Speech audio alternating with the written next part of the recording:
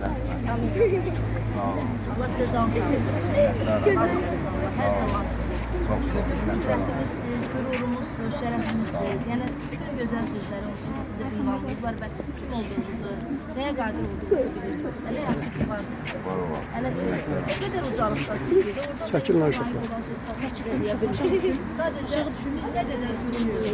Siz yani o gururun bir de farkına layıksınız. Çünkü siz vətən üçün sağlamak kimsiniz. Her şeye göre borçluyuz size. İyi ki varsınız. Həmişə var olun.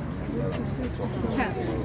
Bir dənə qardaşım deyir, burada Enar xan qoy elə şəhid anaları durmazsan, qardaşımız zəhmət olmasın. Belə, hə, deyir buradan elə dayanır. Biz arkayına koyuyoruz. Yox, biz arxası ora. Arkası. Arxası ora. Çox sağ olun. Arxası ora. Mən də sənin baxım. Siz nə yapmışsınız? Hə, Kesin var evin.